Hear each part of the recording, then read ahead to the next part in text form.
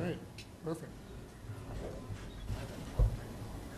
Well, thank you very much, Steve and Cheryl, for that much too generous introduction. If my late mother were here, being my mother, she would believe every word of it. If my late father were here, being a realist, he would probably wonder who you were talking about. But introductions of that sort remind me of the small boy who fell headfirst into a barrel of molasses. And when they pulled him out, he licked some of the molasses from his face and said, "Lord, make my tongue adequate to this occasion."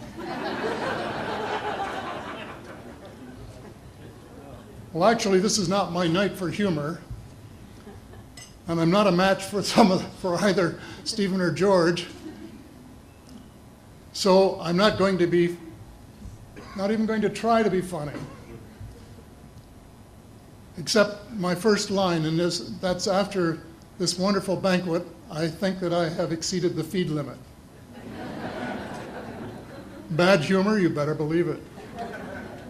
I wish that I were in a mood for good humor, but I'm not. We are hell-bent in the direction of destroying our planet, and frankly, we appear to be doing very little about it. Decades ago, visitors from other planets warned us about where we were headed and offered to help. But instead, we, or at least some of us, interpreted their visits as a threat and decided to shoot first and ask questions after. The inevitable result was that some of our planes were lost, but how many were due to retaliation and how many were as a result of our own stupidity is a moot point. Wilbert Smith, one of the first Canadians to take an active interest in the subject of UFOs, asked the visitors about the accidental destruction of our aircraft by flying into the vicinity of a flying saucer. The response, and this is Wilbur's words, "We were informed that although a few of our aircraft had come to an unfortunate end by what they considered the colossal stupidity of our pilots, they were now taking corrective measures to avoid our aircraft.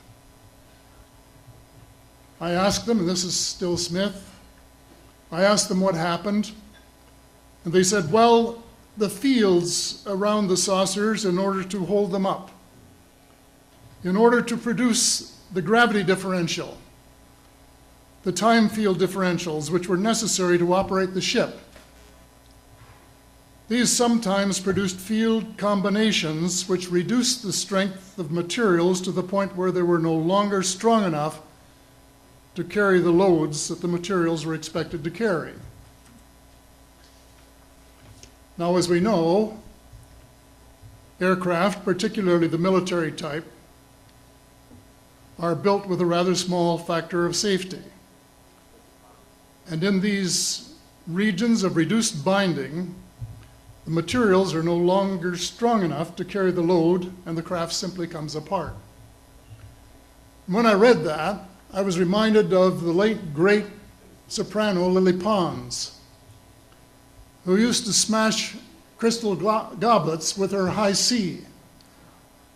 She would direct the sound at them, and something in the sound waves would change the structure of the glass, and it would fly apart. Well, this didn't satisfy our military chiefs, who must have thought that it was more important to secure American nuclear superiority, even though using it would result in the annihilation of us all, than to take the hint and start moving the planet back from the brink of global disaster.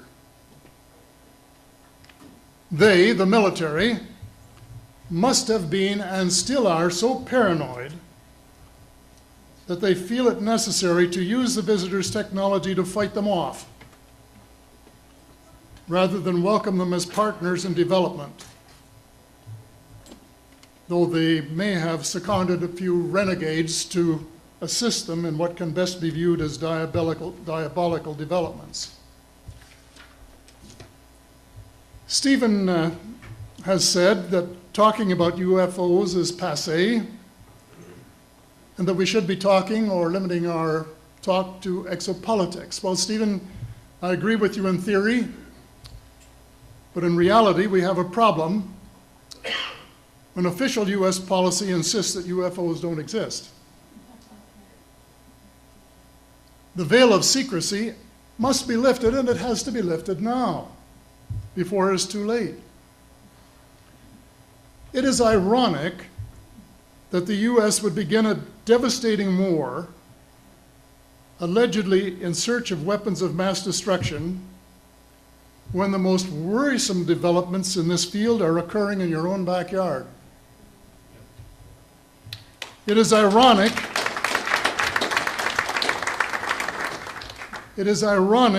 that the US should be fighting monstrously expensive wars in Iraq and Afghanistan, allegedly to bring democracy to those two countries, when it itself can no longer legitimately claim to be called a democracy, when trillions, and I mean thousands of billions of dollars, have been spent on projects about which both the Congress and the Commander-in-Chief have been kept deliberately in the dark.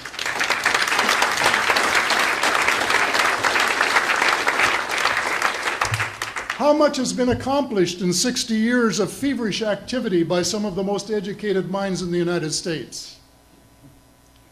Has America developed flying saucers that are visually indistinguishable from the visitors, as alleged? And if so, what do they propose to do with them? Even more critical, what progress has been made in the development of clean energy sources that could conceivably replace fossil fuels and save the planet from becoming a veritable wasteland? Well, who has the answers? Someone does, but apparently they aren't telling either secretaries of defense or presidents because they don't have, quote, a need to know. In a story told by Dr. Stephen Greer,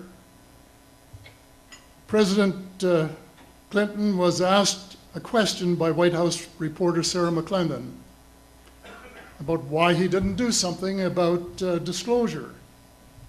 And Clinton replied, "Sarah, there's a government inside the government, and I don't control it." Excuse me, doesn't the Commander-in-Chief and the person who allegedly has their finger on the nuclear trigger have a right to know what his subordinates are doing? The people of the United States who have paid the bills have the right to know. The people of the world demand to know because it is our descendants too whose lives are in mortal danger.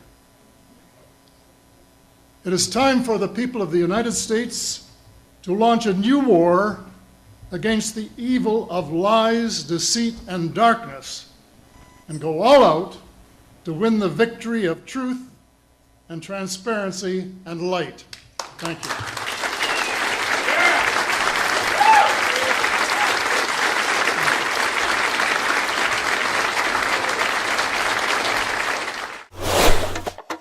Ich glaube, er sagte, das sind Teile von einer fliegenden Untertasse. Und das klang sehr bedeutsam für mich. Ich wusste zwar nicht, was eine fliegende Untertasse war, aber mir war klar, dass es etwas ganz Besonderes war. Und er machte uns deutlich, dass das aus dem Weltraum stammte, von woanders her.